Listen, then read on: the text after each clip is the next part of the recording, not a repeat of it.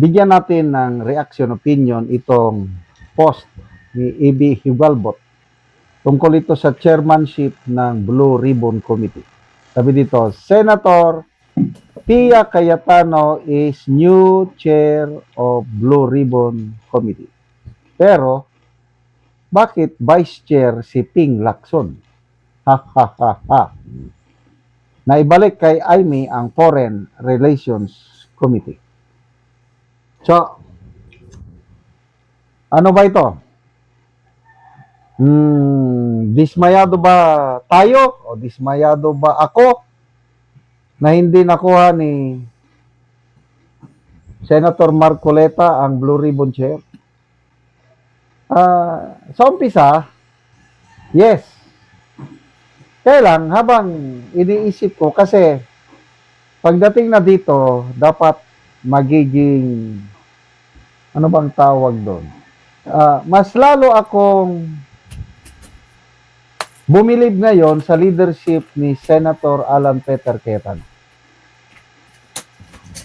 To me, this is a wise move, a strategic move. Para naman hindi totally na maitsapwera ang minority, okay lang sa akin na inilagay si Lacson na vice chairman. At least, ang angga ng akin isang chairman is galing na sa majority. Nakita ko na, personal ko lang na opinion nito, nakita ko yung independence ni Senator Pia.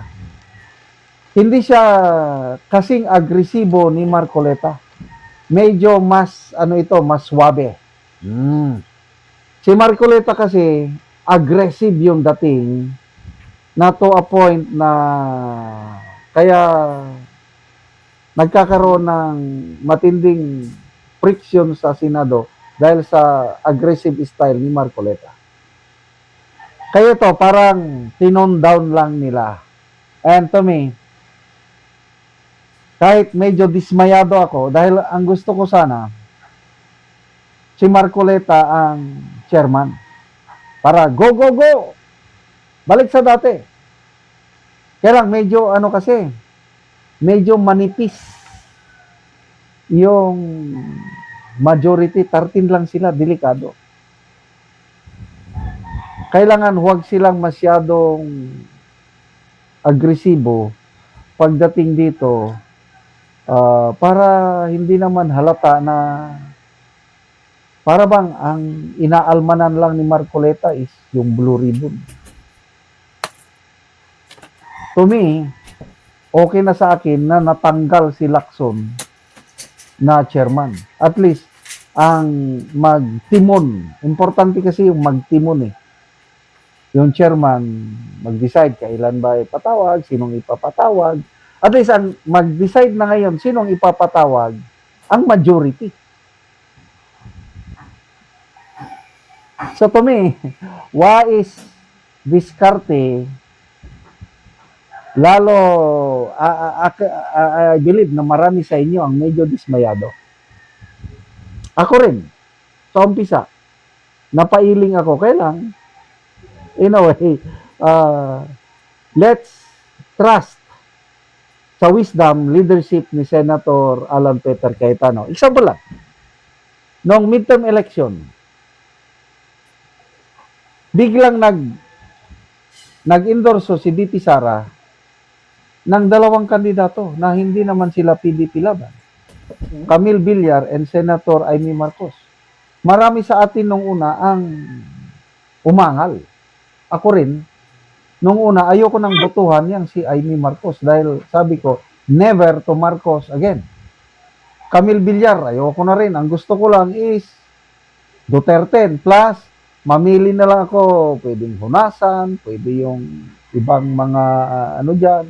May pinagpipilian ako. Kaya lang nung nagsalita na si VP Sara and I trust her, pinabayaan ko na yung gusto ko. Yung wisdom ni VP Sara, I believe na meron. Kaya ngayon, Di ba? Nang dahil sa kanyang diskarte na nanalo si Camille Villar at nanalo si Senator Amy, kaya nakakabuo tayo nga ng Brave 13 dahil nanalo yung dalawa. Yun ang wisdom. Kaya, I don't know sa inyo, ako, kalmante pa rin ako. Although, ulitin ko, may pagkadismaya dahil gusto ko sana, Marcoleta, go, go, go. Gusto ko yung style niya, palaban. Kaya lang, dahil nga sa sitwasyong ito, kailangan mo ng konting break o konting, anong tawag yun, tone down o ano. Kaya, tama lang. Baka may internal kasi yung mga bagay na yan, pinag-uusapan caucus ng majority. May mga diskarte yan. Pinag-usapan. Di ba nagsalita si Senator Alan Peter? They are considering si Senator Marcoleta as chairman. Although, they are also considering Senator Pia. Baka nga yung consensus nila, nakikita ko na yung usapan nila, and I agree. Tama lang yan. Sige, para hindi masyadong maalarma yung Maleta Gang members. Basta importante para sa akin na nandyan pa rin si Marcoleta sa Blue Ribbon. Kahit in ordinary member na lang siya, at least siya yung taga-tanong.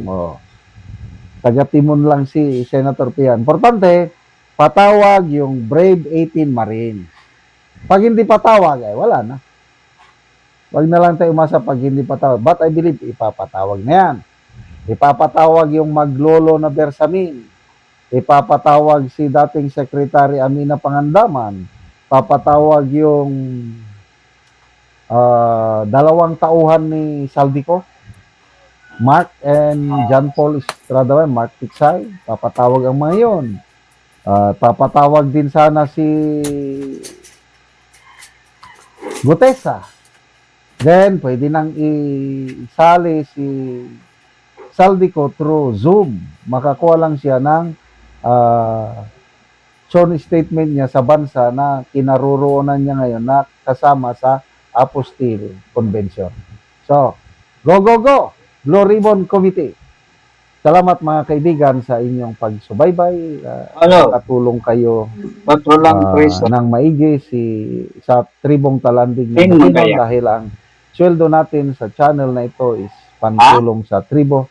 Namimigay tayo ng libreng yero at pako para makapagpatayo naman sila ng mas maigi, mas maayos na tirahan.